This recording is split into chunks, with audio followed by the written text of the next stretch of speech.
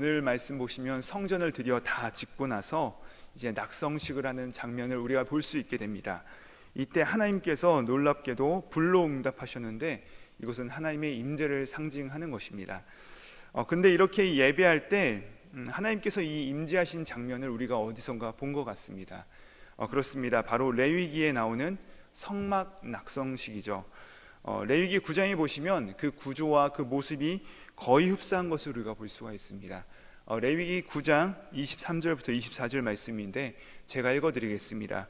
모세와 아론이 회막에 들어갔다 나와서 백성에게 축복하며 여호와의 영광이 온 백성에게 나타나며 불이 여호와 앞에서 나와 제단의 번제물과 기름을 사른지라 온 백성이 이를 보고 소리 지르며 엎드려졌더라. 모세 시대의 성막이 완성된 다음 불로 임하신 것처럼 오늘 성전이 완공된 후에 불로 임재하신 것입니다. 그러니까 오늘 성전 낙성식은 이 성막 낙성식의 복사본이라 하는 것을 우리가 알 수 있습니다. 성막을 하나님 앞에 봉헌할 때 하나님께서 불로 임재하셨던 것과 동일하게 이 성전 낙성식에 하나님께서 불로 임재하십니다. 이 말씀이 오늘 본문 말씀 1절 말씀인데요. 우리 1절 말씀을 함께 읽겠습니다. 솔로몬이 기도를 마치매 불이 하늘에서 내려와서 그 번제물과 제물들을 사르고 여호와의 영광이 그 성전에 가득하니. 자, 여기 보시면 불이 하늘에서 임합니다. 자, 그렇다면 이 불이 의미하는 것은 무엇일까요? 먼저 불은 어둠을 몰아냅니다. 그 주변을 환하게 밝히고 그 희미한 것을 드러내게 되는 것이죠. 또한 이 불이 역할을 하는 것은 무엇입니까? 이 번제물 위에 임재하셔서 바로 그 제물을 태우는 것입니다. 그러니까 이 예배 중에 임재하시는 하나님의 임재, 바로 우리가 함께 모여서 주님께 드리는 그 예배 가운데 하나님께서 임재하실 때 하나님의 불은 우리의 의심과 그 모든 어둠의 세력들을 몰아내시는 것입니다. 그로 인하여서 우리의 의심들로 인하여서 확신으로 바꾸시고 그 모든 악한 것들을 몰아내시는 놀라운 역할을 한다는 것입니다. 그리고 나서 하나님의 불이 우리 가운데 행하시는 일은 무엇입니까? 바로 우리의 죄악을 태우심으로 우리를 정결케 하십니다. 바로 속죄의 은혜가 임한다는 것입니다. 자, 이렇게 불과 영광으로 임재하신 그 하나님을 경험한 자들이 마땅히 돌려드려야 될 반응이 있습니다. 그것은 무엇이냐? 3절에 나와 있는데요. 우리 3절 말씀을 함께 읽어보시겠습니다. 이스라엘 모든 자손은 불이 내리는 것과 여호와의 영광이 성전 위에 있는 것을 보고 돌을 깐 땅에 엎드려 경배하며 여호와께 감사하이르되 선하시도다 그의 인자하심이 영원하도다 하니라. 아멘. 자, 근데 이 말씀, 우리가 방금 읽은 이 이스라엘 백성들이 하나님께 마땅히 돌려드린 이 찬양과 경배가 어디선가 우리가 들어본 적이 있는 찬양입니다. 그렇죠? 그들이 감사하여 이르되 선하시도다 그의 인자하심이 영원하심이도다. 어디서 들었죠? 바로 시편 107편에 나와 있는 이 다윗의 고백이죠. 여호와께 감사하라 그는 선하시며 그 인자하심이 영원하심이로다. 이 노래는요, 사실 이 솔로몬이 지은 노래가 아니고 그의 아버지 다윗의 노래이고 그 아들 솔로몬은 그 아버지의 고백을 그대로 배워서 부르고 있는 것을 우리가 볼 수가 있습니다. 그런데 그 찬양의 내용이 무엇입니까? 여호와께 감사하라 그는 선하시며 그의 인자하심이 영원하시도다. 다윗이 발견한 이 하나님의 속성은 먼저 하나님은 선하신 분이시라는 것입니다. 이 선하다는 것은 히브리어로 토브라는 것인데 항상 옳다는 것입니다. He is good. 여기서 good이라는 것은 옳다라는 것입니다. 하나님은 항상 옳습니다. 자, 그렇다면 나는 어떨까요?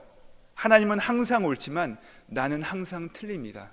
나는 항상 실패합니다. 하나님은 항상 옳습니다. 하나님은 선하십니다. 이것이 바로 다윗의 고백이었다는 것이죠. 다윗은 그의 인생을 통해 이 사실을 배운 것입니다. 내가 보기에는 내가 옳은 길로 가면 나는 항상 넘어지고 부딪히고 깨지는데, 그러나 하나님께서 우리 가운데 허락하신 그 길을 걸어갈 때 하나님은 항상 합력하여 선을 이루신다. 하나님은 항상 옳으신 분이시라는 것을 그가 경험적으로 고백한 것이죠. 자, 하나님은 옳으시고 내가 틀렸습니다. 그러면 우리는 어떻게 된 것이죠? 우리는 실패한 것이죠. 여기서 그치게 되면 더 이상 우리 가운데 소망이 없는 것입니다. 그런데 감사한 것은 하나님은 선하실 뿐 아니라 뭐라고 하시나요? 그의 인자하심이 영원하시도다.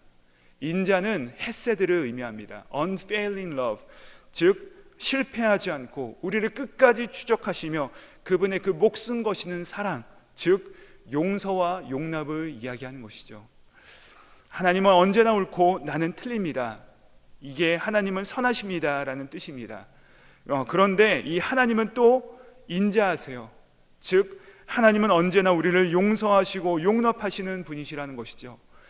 그런데 우리의 죄가 지을 때 우리가 어찌 한 번 용서를 받고 그칩니까? 그렇지 않죠. 또 실패하고 계속해서 넘어집니다. 그런데 이 하나님의 이 unfailing love, 그분의 인자하심, 이 헤세드의 사랑은 내가 넘어지고 깨지더라도 또 붙잡아 주시고 또 일으켜 주시는 그 하나님의 의지적인 사랑이라는 것이에요. 근데 이 인자하심이 언제까지요? 영원하세요. 즉 이 다윗의 고백은 먼저 여호와 하나님은 선하십니다. 항상 옳고 나는 틀립니다. 그렇기에 나는 깨지고 망해야 되는데 나를 용서해 주시고 용납해 주시고 이 건져 주시는 하나님의 인자하심이 있습니다. 근데 나는 또다시 넘어집니다. 그럼에도 이 하나님의 인자하심은 영원하십니다. 이것이 바로 다윗의 노래라는 것이죠. 그런데 솔로몬도 이 다윗의 노래를 배운 것입니다. 그래서 3절 하반절에 보시면 여호와께 감사하여르되 선하시도다 그의 인자하심이 영원하시도다 함이라. 여러분, 놀랍게도 그분의 선하심과 인자하심이 영원하시대요. 이게 무슨 말입니까? 우리의 어떠함에 의해서 그분의 사랑과 그분의 선하심이 좌우되지 않는다는 것입니다. 사랑하는 성도님들, 내가 어떻게 하냐에 따라서 또 내가 어떤 사람이냐에 따라서 그분의 사랑과 그분의 인자하심이 흔들리거나 감쇄되거나 또 취소되는 그런 선하심과 인자하심이라면 우리가 얼마나 절망적일까요? 또 만약 이 하나님의 선하심과 인자하심에 기한이 있었다면 그 사랑이, 그 용서가 언제나 그칠까? 또 내가 또 무너졌는데 하나님께서 나를 버리실 거야 하면서 우리 가운데 얼마나 불안감이 크지 않겠습니까? 그러나 우리가 이렇게 불안하지 않아도 됩니다. 왜요? 하나님은 선하시며 그 인자하심이 영원하시기 때문에 그렇습니다. 따라서 이 하나님과 동행하고 계시다면 우리의 현실이 아무리 가혹하고 힘들지라도 또 내가 겪고 있는 이 모든 고난과 그 고통이 극심할지라도 결국 이 하나님의 선하심과 인자하심을 드러내고 그것들을 아름답게 우리 삶 가운데 변화시켜 나가시는 그 하나님의 놀라운 시간이라고 우리가 고백할 수 있는 것입니다. 이것을 인정하시고 도리어 하나님 여호와 하나님께 감사로 나아가시는 저와 여러분이 되기를 주님의 이름으로 축복드립니다. 자, 이렇게 선하시고 인자하심이 영원한 하나님께서 솔로몬에게 응답하십니다. 우리 13절 말씀을 함께 읽겠습니다. 시작.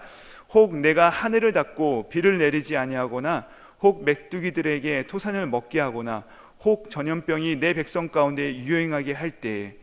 자, 여기 하늘에서 비가 내리지 않고 메뚜기가 날아와서 음식물들을 쓸어가고 또 전염병들이 창궐하는 것, 이것은 무엇인가요? 자, 이것은 어쩌다가 우연히 일어나는 재앙이나 재난이 아닙니다. 사실 여기 나오는 이 재난들은 이미 모세오경 가운데 하나님께서 언급하신 것입니다. 바로 율법의 저주, 언약의 저주인 것이죠. 그 하나님과 지은 언약을 지킨 것들을 이스라엘 백성들이 실패할 때 그 결과로 따라오는 율법의 저주들입니다. 이제 하나님과의 언약을 이행함에 있어서 실패하면 완전히 망하게 되는 것입니다. 도무지 소망을 발견할 수 없게 되는 것입니다. 하나님의 선하심, 하나님은 항상 오르며 그 앞에서 그릇 행한 우리는 망하는 것이 응당한데 마땅한데, 그런데 하나님께서 거기서 그치지 아니하시고 거기서 결말을 짓지 아니하시고 말씀을 이어가십니다. 14절 말씀입니다. 우리 함께 읽겠습니다. 시작. 내 이름으로 일컫는 내 백성이 그들의 악한 길에서 떠나 스스로 낮추고 기도하여 내 얼굴을 찾으면 내가 하늘에서 듣고 그들의 죄를 사하고 그들의 땅을 고칠지라. 자, 우리가 이 하나님의 얼굴을 구하며 회개하며 나올 때 우리를 용서해 주시겠다라고 하시는 것이죠. 그 선하신 하나님께서 그분의 인자하심을 우리 가운데 베풀어 주시겠다라고 약속하신 것입니다. 자, 그러면 어떻게 됩니까? 그들의 땅을 고칠지라. 오늘 우리가 이 말씀을 붙드시기 바랍니다. 우리가 우리의 연약함을 들고 주님의 인자하심을 구하며 회개하며 우리의 삶에 어그러지고 무너진 영역들 가운데 주님 앞에 나아갈 때 주님께서는 우리의 연약함들을 회복시키시고 우리의 삶에 무너진 부분들을 다시 한번 일으키시는 은혜로서 우리 가운데 함께 찾아와 주신다라고 말씀하시는 것입니다. 사랑하는 성도님들, 이 하루를 시작하시면서 우리 삶이 연약하고 고단합니다. 그렇죠? 그럼에도 불구하고 우리 하나님의 그 선하심과 그 인자하심이 영원하시며 이 하나님의 실패하지 않는 사랑에 잇대어서 우리의 나약함과 죄악을 회개하며 나아갈 때 우리를 단순히 용서하실 뿐만 아니라 우리 삶에 깨어지고 부서진 관계와 그 낙심하고 좌절한 마음, 또 우리의 피곤하고 지친 영혼을 우리 주님께서 고쳐주시는 은혜가 함께 하신다라고 약속하셨습니다. 사랑하는 성도님들, 오늘도 이 하나님의 선하심과 인자하심에 잇대어 살아가시고 또 하나님께 겸손하게 아뢰며 하나님 우리를 불쌍히 여기주십시오라고 나아가실 때 하나님께서 우리의 모든 삶의 영역들을 회복시키시고 또 치유하시고 고치시는 은혜가 우리 모두와 함께 하시기를 주님의 이름으로 축복드립니다. 함께 기도하시겠습니다. 하나님 아버지, 감사합니다. 참으로 연약하고 무너질 수밖에 없는 우리의 인생 가운데 찾아오사 그 흔들리지 않는 여호와 하나님의 선하심과 인자하심을 누리게 하심을 감사합니다. 우리가 이 세상을 살아가는 동안 내가 아니요 하나님이 오르심을 인정하며 우리의 인생을 온전히 우리 주님께 의탁드리게 하시고 또 항상 그릇된 길로 벗어나는 우리를 향해 그 목숨을 건 그 헷세대 사랑으로 회복시켜 주시는 그 주님의 인자하심을 맛보며 오늘 하루도 우리가 승리하게 하여 주시옵소서. 또 이 하나님의 인자하심에 의지하여 오늘도 우리가 악한 길에서 떠나 겸손히 하나님의 얼굴을 구하며 찾을 때 우리의 죄를 용서하여 주시고 또 우리가 서 있는 우리의 결여되고 회파되고 무너진 영역들을 회복시켜 주시옵소서. 감사드리오며 거룩하신 예수님의 이름으로 기도드립니다. 아멘.